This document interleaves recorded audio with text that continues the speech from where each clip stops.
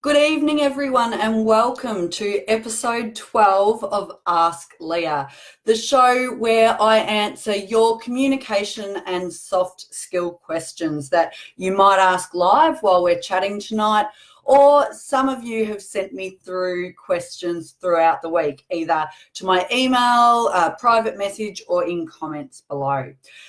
This week, the questions came in late this week. They all came in today, actually. I was thinking, gee, what am I going to talk about? I'll have to freestyle it, and I've managed to get a number of questions in today. Hi, Emma and Cal.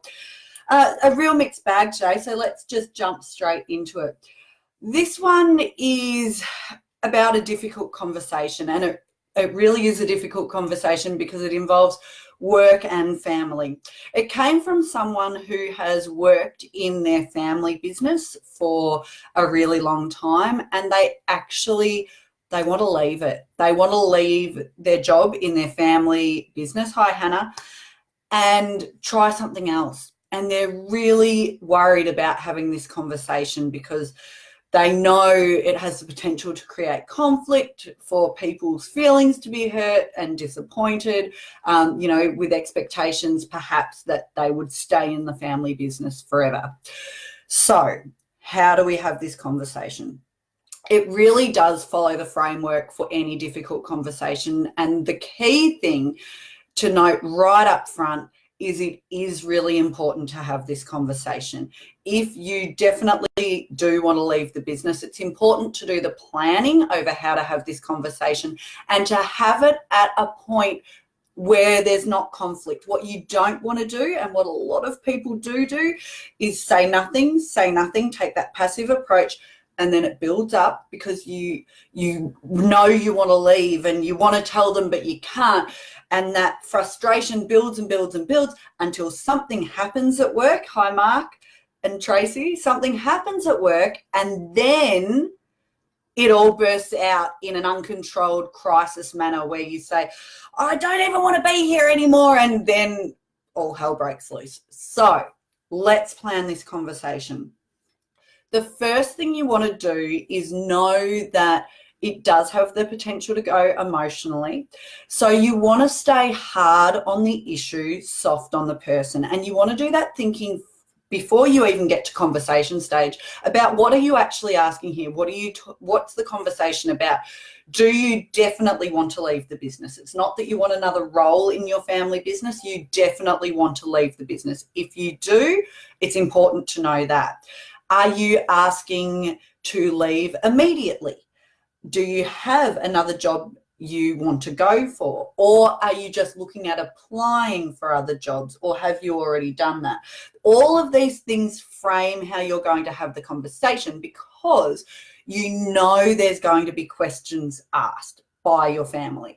And what you want to do is something I call Q&A sparring. Before you have the conversation, you want to think, what are the likely questions I'm going to be asked here? Why do you want to leave? Is it that you don't like us? Is it that you don't like the business? What else do you want to do? Do you want to leave now? Is there any way we can keep you? Is it money? Is it, all of these questions that might be asked, you want to make sure you can cover off all of those and do that thinking first before you have the conversation. Hi, Tanya. Thanks for joining. So, okay, we're going to have this conversation. When you organise to, and you might frame it in terms of, hey, want to catch up for a chat with you and pick your time. Be clever about the timing of this conversation. You're not doing it at a busy time when everyone's stressed, but make it clear that it's not just a casual conversation. I want to organise a time to have a bit of a chat with you about my role in the business and my future. Give them enough so that they know that it's an important conversation, but not enough so that they go, well, will tell me now. Okay, organise a time. It might be late in the day, towards the end of the week. It depends who you're having the conversation with, obviously, whether it's a partner that you live with, whether it's parents, whoever. So pick your time. And then you want to start off the conversation by doing something I call inoculating first. you actually want to tell them that this is going to be a difficult conversation, and it's one that is going to be really hard for you to have because they're your family and you love them to bits. You actually tell them this straight up. This is going to be hard, not just for them. It's hard for you. It's a hard conversation for you to have, and to be honest, you've been putting it off, okay? But it's really important that you have this conversation because, you know, it is crucial for your happiness or whatever you want to say. But you tell them straight up that it's going to be a difficult conversation, and you know what, they might not like what they hear. You then need to set really clear expectations for how you want the conversation to go, because this could be quite an emotion charged conversation where they jump in to interrupt or interject straight away. I would be setting that ground rule at the start. You know, this is a really difficult conversation, and I know you're going to have questions, but because this is hard for me to get through, I really ask that you listen to everything I have to say before you comment, because it's going to be hard for me to get through this. So I really want to be able to do that in one go. You know, just lay those ground rules. Hi, Jess and Jen.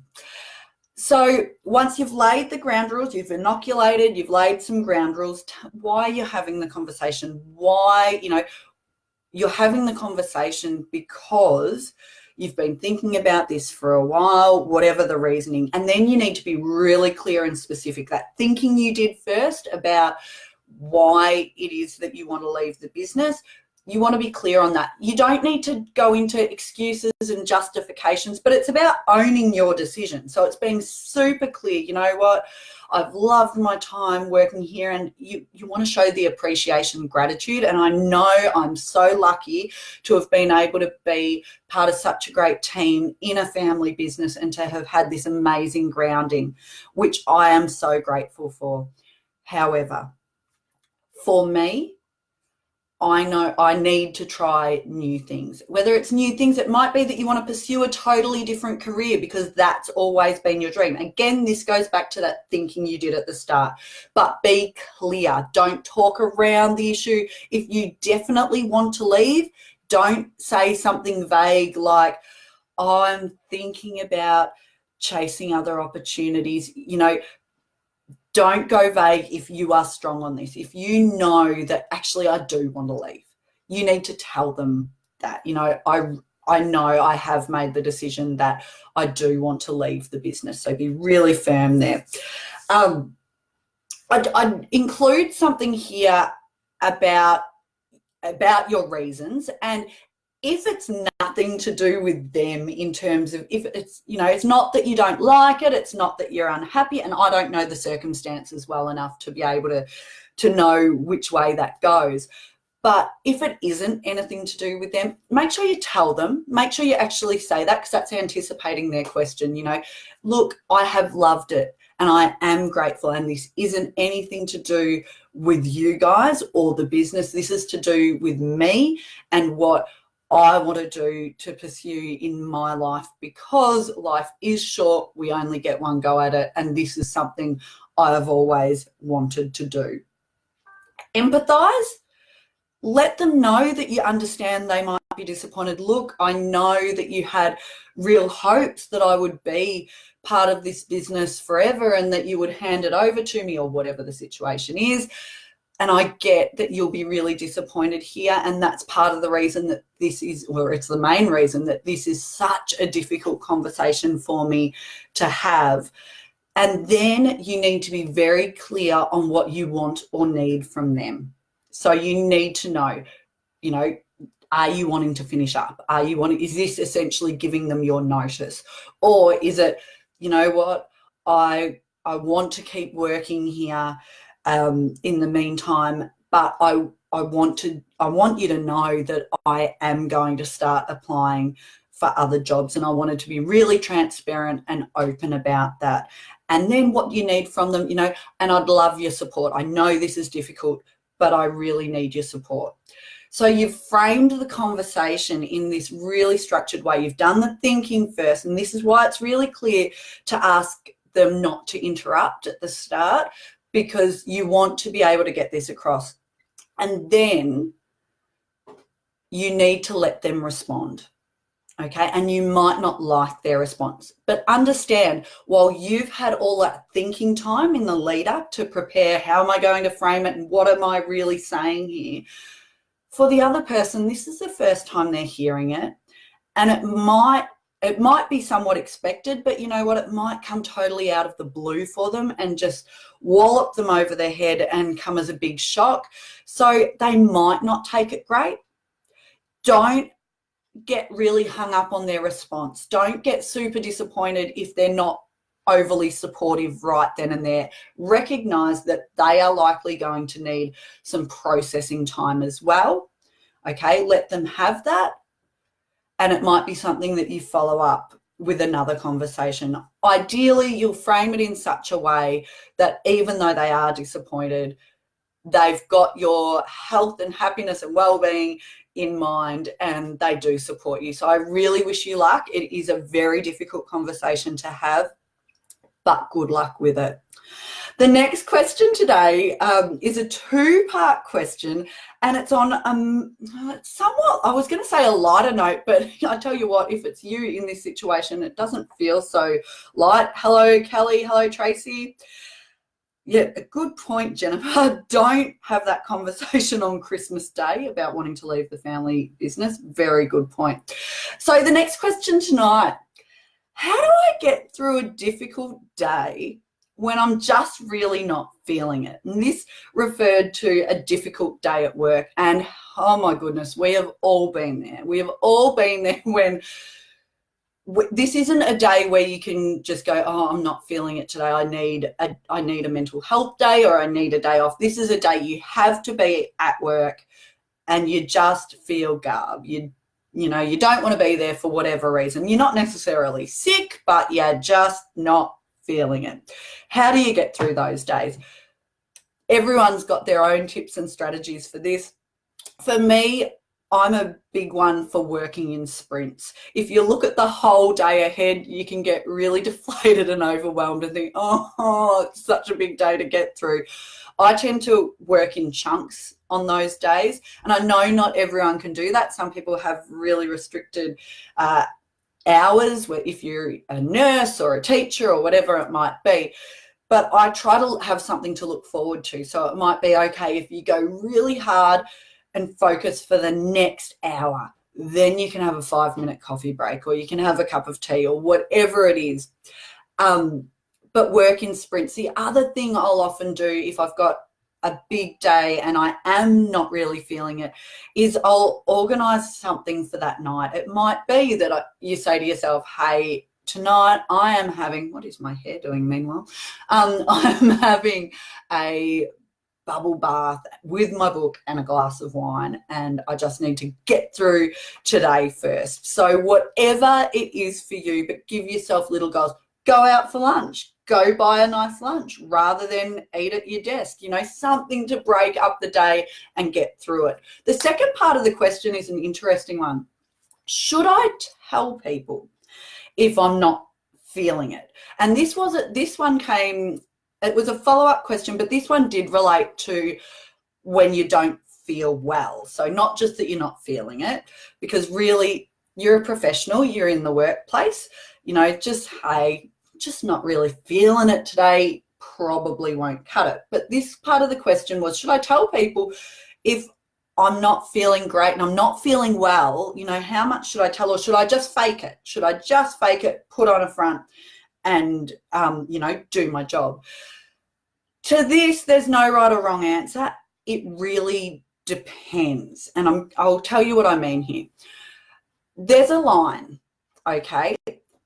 You want people to be able to be honest and authentic at work. If you're not feeling well, you want to be able to share that. But there is a line in terms of you need to be able to be professional at work. What can be really frustrating, and I've worked with one of these people before, are those people that every time something's gone wrong at home, they might have had an argument with their partner, or they're not feeling great, or whatever, they've had a bad night's sleep, and you can tell They walk into the office and you can tell, and they'll tell everyone, oh, this happened this morning, or that, or they won't say anything, but they'll stomp around, snarl, snap at people, and they just bring their home to the workplace all the time. That's really annoying. It's unprofessional and it's frustrating because you are there to do a job, okay? However, that said, if you feel crap, and so maybe something big has happened at home. So this isn't an everyday occurrence. You're not walking in every day. Most days you are able to go, no, I'm at work, I'm professional, I'm doing my job. But maybe for whatever reason, something's happened. You're feeling a bit sick, but you've got an important meeting you've got to get through. Maybe you've separated from your partner that morning and you're struggling to hold it together. Yeah, sometimes you should share and show some vulnerability to your team. And it's up to you the level of detail you go into, but to your team or your colleagues, whoever you need to perhaps just let them know, you know what, I've had this issue at home, or, a death in the family, my pet died, whatever it is, this has happened. I might be a little bit quiet today. Rest assured, it's nothing to do with you here. I'm going to do my best to keep going through, but I just wanted to let you know that I might not be my normal self. The reason it can be really important to share that information sometimes is because it makes it clear to everyone that it's not an issue with them, that there is something going on with you and you're doing your best, but you might be a little bit different to normal. Because here's the thing, and I've said this before, as humans, we are all egotistical beings in that we think everything's about us. And often it's not. So if you don't share with your team that, maybe something big's happened and you're struggling, and you, as a result, you're a lot quieter than normal, perhaps you're a bit more abrupt in your communication, maybe you don't engage in office banter that you usually would have a conversation with. If you don't tell anyone anything, a lot of people will think it's about them and be saying to themselves, what have I done? What is it? Have I upset them? And you don't want that happening. So again, it's a call that you need to make. You don't want to be going in every day and divulging all of your personal life and, going on the whims of your emotions every day. That's, like I said, very, very frustrating and unprofessional. However, if you're usually pretty good at holding it together and then for whatever reason you're struggling, absolutely share that bit of vulnerability with your team and colleagues, because it is important. We are all human, okay? It's super important to look after our mental health as well as physical health. And, we've seen so much work happening in that space. It is important to have those conversations as well. So I hope that answers your question there. Last question tonight, if no one has another one to add. Hello, Ella and Les and Carly and Lizzie. Last question tonight. How do I give feedback to someone who I know is going to get defensive and try to deflect it away from them? Okay, few points here. Similar to the structure that we spoke about at the top in terms of how to have a difficult conversation, inoculating first, setting the expectations on how the conversation is going to go, being super clear on why, having really specific examples. You don't want to say your attitude hasn't been up to scratch or your work hasn't been up to scratch. That's just not fair. You need specific examples to back it up. Okay, then if you've got any role in it, it might be, look, I apologize, I didn't give you the direction. I may not have given you the direction you needed to do that task. And then you tell them what will happen if there's no change or there is a change. That's the overall structure for feedback. However, the thing I would add there, if they're likely to get defensive, is to do the thinking first about how you could potentially frame it in a way that shows them the benefit for them. So you've got to take your hat off and put their hat on. You don't need to agree with them, but what you're trying to do is find their motivation and what connects with them. So it might be that at the start, after you've said, look, this is going to be a difficult conversation, I need to give you some feedback that might be a bit hard to hear. In terms of why are you giving them the feedback, this is your chance to get them to listen. So it might be, the reason I'm giving you this feedback is because I can see you've got great potential as an employee here. And here we go with one of my children coming in again. I can see that we have great potential. You have great potential in this workplace. However, I see you've got great potential. See, they've thrown me off. You've got great potential in the workplace to be a really, really good at what you do, which is why I need to speak to you about this issue, because it has the potential to hold you back. If you frame it like that, suddenly you're not just there with the stick hitting them over the head saying, improve, improve. You're saying, I actually care about you. I want you to succeed in your job, which is why I need to tell you this thing that's not great, because I want to see you succeed and do better. So suddenly they're more likely to go, you're having this conversation with me because you want me to succeed. I should listen to this. Okay. The other example I give often when I talk about finding the motivation of the other person is a case where I worked with a leader. Sam, you need to be in bed. Where I worked with a leader who was trying to motivate her team, and she was motivated by a high-performing team and wanting to achieve great results. However, one member of her staff couldn't have given two hoots about that. And she was getting really frustrated saying, why can't I motivate this person? Why am I not connecting? Why don't they want to be a high-performing team as well? And we looked at what resonated with that staff member, and what resonated to him was relationships. So when she had to give him the feedback that him always being late to meetings was an issue and a bad reflection on their team, rather than frame it like that, which connected with her, we looked at how she could frame it in terms of the relationships he had with other staff and the impression that him being late gave them, which was that he didn't really respect them or their time because he was always coming late, and it had the potential to damage his relationships with people, even though it wasn't his intention. When she had that conversation with him, he finally got it. He finally got it, and he put some changes in place. He changed his clock. He did the old trick of putting it 5 minutes faster so that he, was more likely to be at meetings on time. And if he wasn't going to be at the meeting on time, he rang ahead and said, hey, I'm going to be late. So he was protecting his relationships. When she found that's what motivated him and could frame it in that way, suddenly he was willing to hear the feedback. That is it from me tonight. I am going to go and put my eldest child, Sam, back to bed.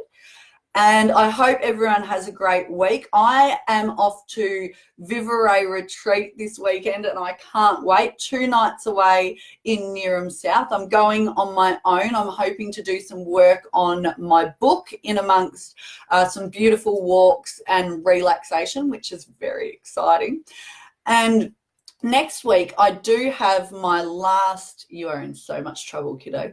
I do have my last public workshop for the year, Networking, How to Build Relationships of Influence. It's at Moe Library on Thursday night, the 15th of November, from 6 till 9 o'clock. Amazing catering, finger food dinner from the Willow Grove General Store. If you haven't had their catering before, it is magnificent. I've also got a liquor license and approval to serve 1 glass of wine, beer or soft drink to attendees. We're going to have some great conversations and really get to the nuts and bolts of how to network effectively in a non-scary way. It's great in the lead up to the Christmas time. And now you're dancing. We're going to kill this. There are a few tickets left.